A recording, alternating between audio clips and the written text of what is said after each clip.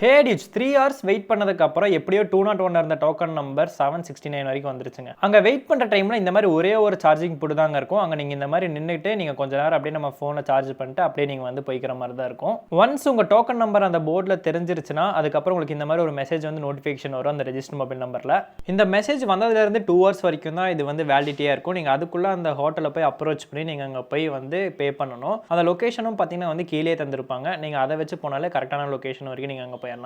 Once நீங்கள் அந்த இடத்த ரீச் ஆனதுமே அங்கே ஒரு லைன் நின்றுருக்கும் ரூம் வந்து அலோகேட் பண்ணுறதுக்கு. எல்லா ரூம்ஸுமே நீங்கள் 500 வந்து டெபாசிட் பண்ணணும். நீங்கள் செக் அவுட் ஆகும்போது அதை வந்து ரிட்டர்ன் பண்ணிடுவாங்க. நீங்கள் இப்போ டோட்டலாக வந்து 550 வரைக்கும் பே பண்ணணும். எங்களுக்கு வந்து 50 ருபீஸ் ரூமே வந்து கிடச்சிது. இதில் என்னென்னலாம் பண்ணணும் எதெல்லாம் பண்ணக்கூடாதுன்னு போட்டிருக்காங்க. உங்களுக்கு யூஸ்ஃபுல்லாக இருந்துச்சுன்னா பாஸ் பண்ணி பாருங்கள். இங்கே மோஸ்ட் ஆஃப் த இடத்துல வந்து கேஷ் வந்து அக்செப்ட் பண்ணிக்க மாட்டாங்க. ஒன்லி யூபிஐஸ் டெபிட் கார்டு அது மட்டும் தான் அக்செப்ட் பண்ணிக்குவாங்க. பேங்க்லேயே வந்து அந்த டெபாசிட் அமௌண்ட்டுமே வந்து ரீஃபண்ட் பண்ணிடுவாங்க நீங்கள் செக் அவுட் ஆகும்போது. நெக்ஸ்ட் வீடியோவில் டீட்டெயிலாக செக்கினை பற்றி பார்ப்போம். இந்த வீடியோ பிடிச்சிருந்தா லைக் பண்ணி சப்போர்ட் பண்ணுங்கள். Bye by.